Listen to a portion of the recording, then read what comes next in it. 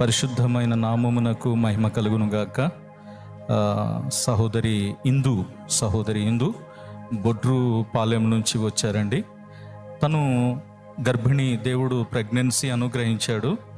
అయితే గర్భిణీతో ఉన్నప్పుడు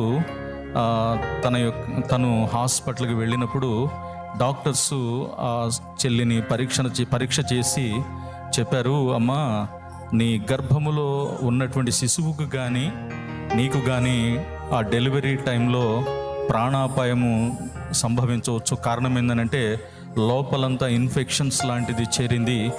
చాలా ఇబ్బందికరమైన పరిస్థితి, చాలా డేంజరస్ జోన్లో ఉన్నామమ్మా. నీకైతే మేము మెడిసిన్స్ ఇస్తాము, ఆ మెడిసిన్స్ ఉపయోగించు అని చెప్పారంట.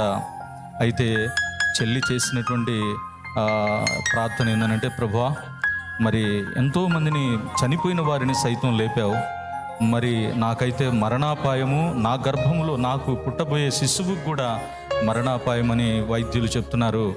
నేను ప్రార్థన చేస్తున్నాను, ఆయన కనికరించు అని ఆ డాక్టర్లు చెప్పిన మాటలను బట్టి ప్రతి దినము కన్నీటితో ప్రార్థన చేయటం ప్రారంభించింది.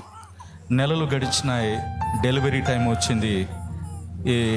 ఆ దేవుడు చేసినటువంటి అద్భుతం ఏంటంటే, దేవుడు తల్లికి కానీ తనకు పుట్టినటువంటి బిడ్డకు కానీ ఎటువంటి ప్రాణాపాయం లేకుండా సురక్షితంగా తీసుకొచ్చాడు. 2 నెలలు ఇప్పుడు పాపకి, మీరు వీడియోలో కూడా చూస్తూ ఉండవచ్చు, ఆ పాపని దేవుడు సజీవుల లెక్కలో ఉంచారు. ఈ రోజున దేవుని సన్నిధిలో కృతజ్ఞత కలిగి సాక్ష్యం చెప్తున్నారు.